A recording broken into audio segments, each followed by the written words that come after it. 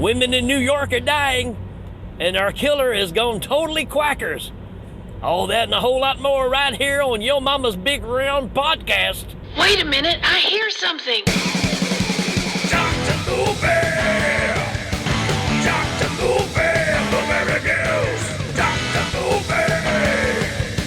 Dr. Goofy! Yeah!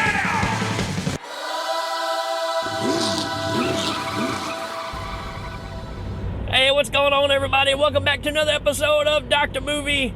And we got some Lucio Fulci for you. And we are going to be looking at an oddball movie in his category. And that's saying a lot, right?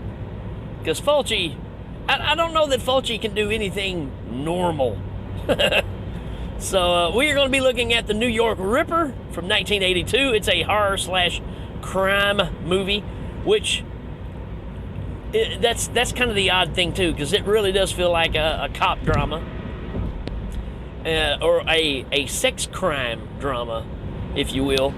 Of course, directed by Lucio Fulci. I mean, the godfather of gore, right?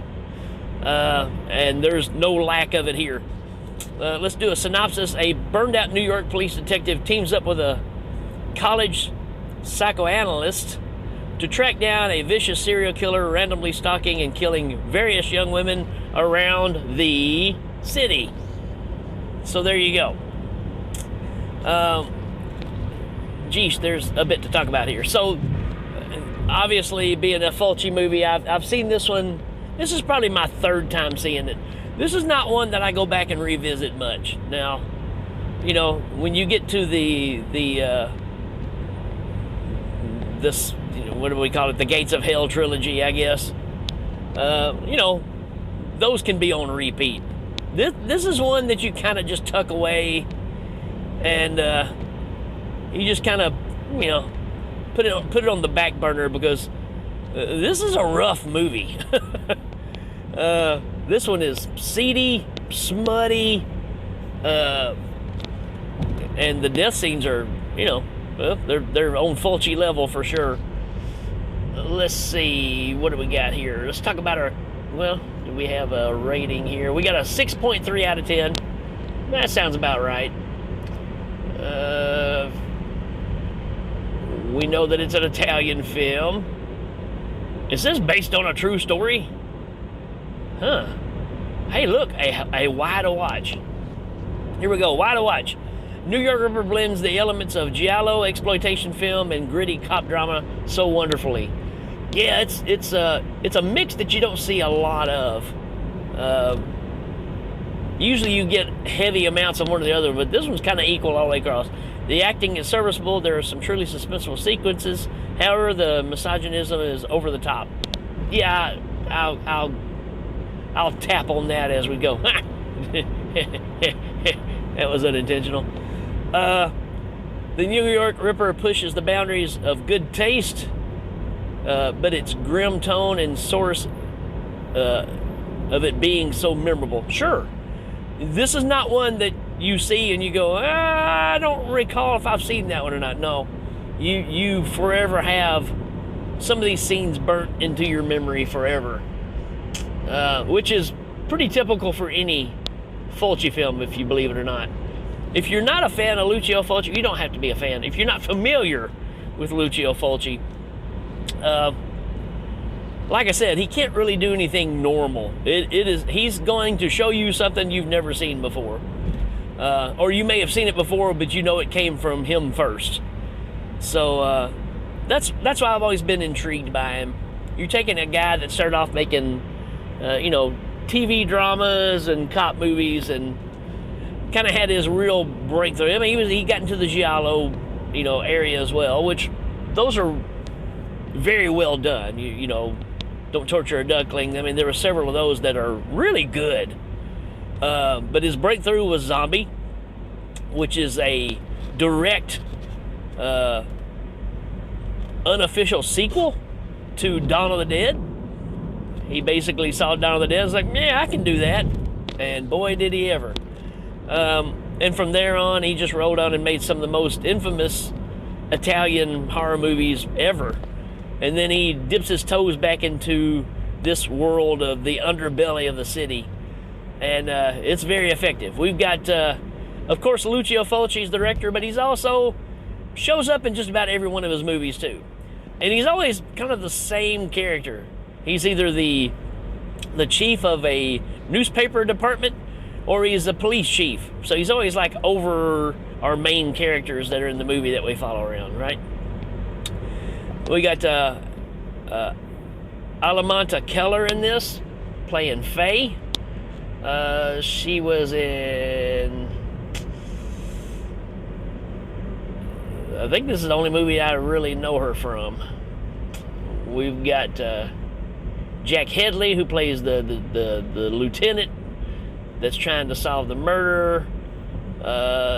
He was in The Anniversary, an older movie, Witchcraft, The Scarlet Blade. I mean, the guy's had a pretty decent career, actually. But he's Lieutenant Fred Williams. It's been funny, why couldn't we just get Fred Williams to play the lieutenant? Then you wouldn't have that problem, right? We got Alexandria Deli Coley in this. She's known for being naked. I mean, that's kind of, every movie she's in, that's kind of the role she plays. I believe, it doesn't show it here, but I believe she's the lady that's in Dr. Butcher, MD, or what's your other version of that? Not Cannibal Holocaust, Zombie Holocaust. Same movie, different name, right? She plays Jane, which we'll talk about her quite a bit. We've got Daniela Doria in this, who is another Fulci favorite. To me, I think of City of the Living Dead. She's the girl that starts crying blood and her intestines start coming out of her mouth. Yeah. How do you like to tell your folks that? Hey, I was in this movie, and this is what happens. Yeah. So let's just go ahead and jump into this one. Like I said, super seedy. You're dealing with a serial killer who's going after specific women who may not have the best morals.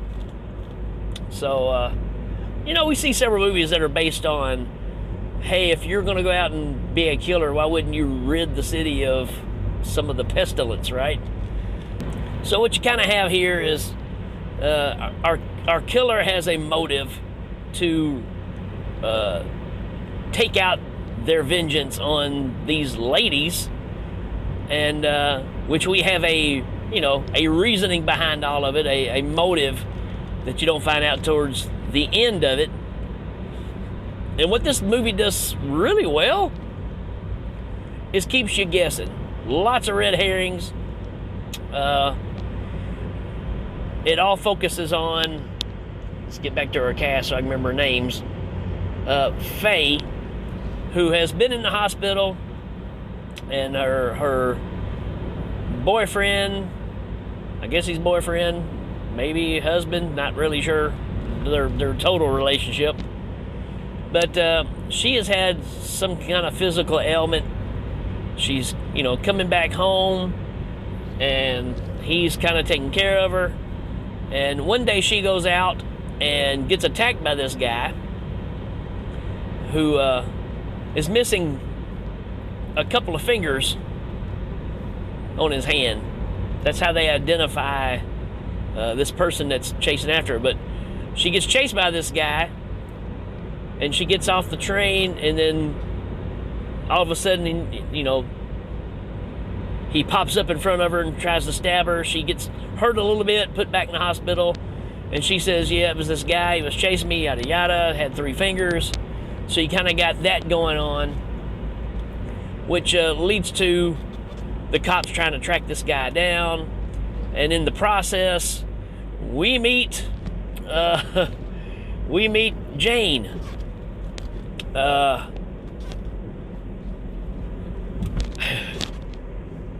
do I talk about this? This is as close to getting to porn as you can. She's a wild woman. She starts off by our person that's being accused goes to a sex show, and in the crowd is Jane. She's sitting there, and she's getting a little freaky dinky. So watching the show, she starts handling herself, but she pulls out a little tape recorder and sets it up so she can record this situation. And lo and behold, we find out she goes back home to her husband and she gives him the tape.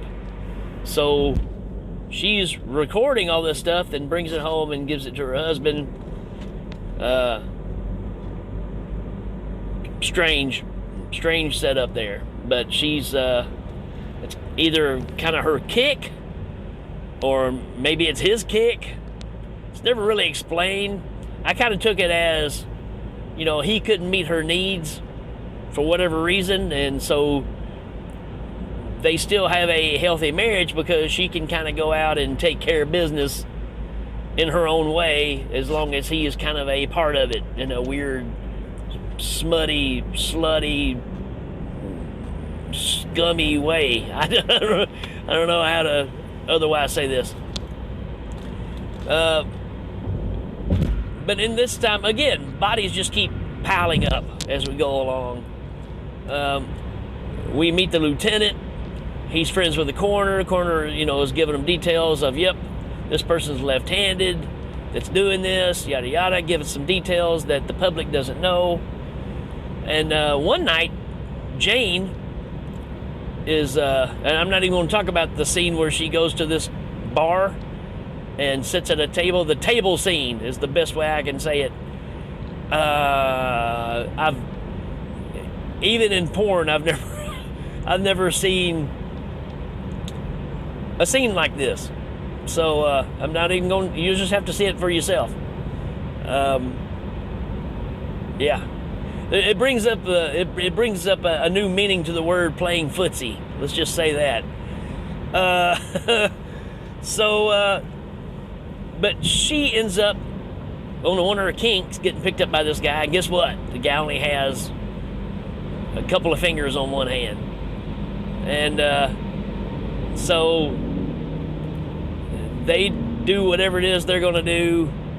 And they got the radio playing. And he falls asleep after everything's done. And she's listening to radio. And the radio announcer even says, hey, Mr., you know, three-fingered guy, stop killing all those women. So it's already gotten out that this is who the cops are looking for. He's asleep, he don't hear it. She hears it. She's tied up to the bed, so she starts trying to untie herself and get out of there because she's putting it together. Uh-oh, I've been picked up by the wrong person. And while she's sneaking out, she gets killed. Now, our killer is creative.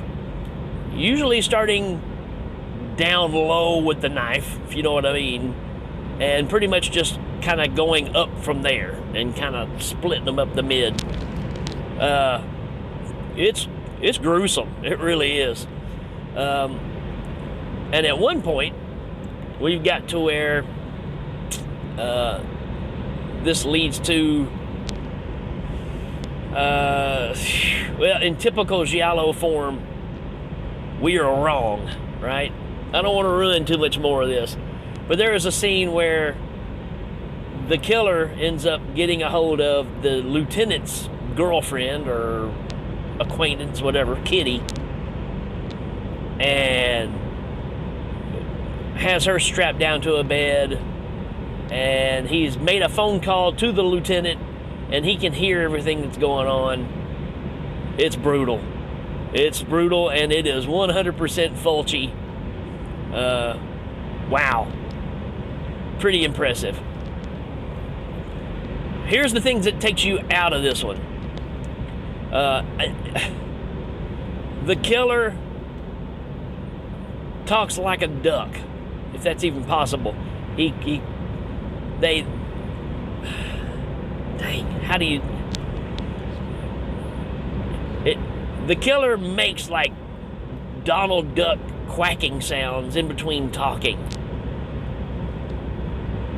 And the killer calls up the lieutenant and kind of gives him hints of, you know, every killer at some point wants to be discovered and get credit for what they do. No different here. I can't really say any more about this one, but it does kind of take you out. It's like, man, if you would have just left that kind of weird thing out, it kind of works and it kind of doesn't, right? And there's obviously a reason why the voice is being used, but I just don't know that it's a strong enough reason. So I don't know. I guess that's another thing that just, again, Fulci's going to show you something you haven't seen before. I bet you've never seen a serial killer that quacks like a duck. You're right. Anywho, to kind of wrap this up and not spoil it, it kind of has to be seen, but I guarantee you it won't be on rotation when you see it. It's not really disturbing enough to keep you from wanting to see it. I think it's just the seediness of it. It's a dark, bleak film, man. And some of these scenes, I'm telling you, they don't wash off. They're with you. So if that's kind of your thing, if you're a Fulci fan, you've never seen this one, you got to see it.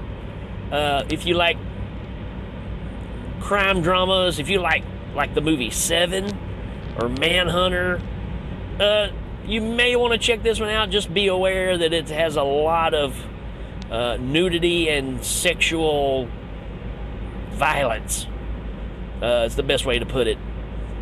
But again, it's Fulci, so you're getting something unusual. So I think this film is made very well. This is one of his better made films that I've seen. It's just you got weird, quirky things that's going on in it. So this is why it's such a hard one to talk about, because I think he really hit on something here as far as his filmmaking, but the content is pretty hard to swallow. So there you go. That's kind of how far I'm going to carry this one. Yes, it's Fulci. Yes, I like it, but you know, it's a hard watch. I will give this a 3 out of 5, just right in the middle for me. It is on Tubi. It just recently came back on Tubi. It's the reason I've waited so long to do this one, because it kind of disappeared and I didn't want to talk about it and then you not be able to check it out. So there you go. It's on there. And give it a shot. Let me know what you think. Hey, let me know what your favorite Fulci movie is, because you know, the more I talk to people, the more I find it's a wide spectrum of what people really like that he did.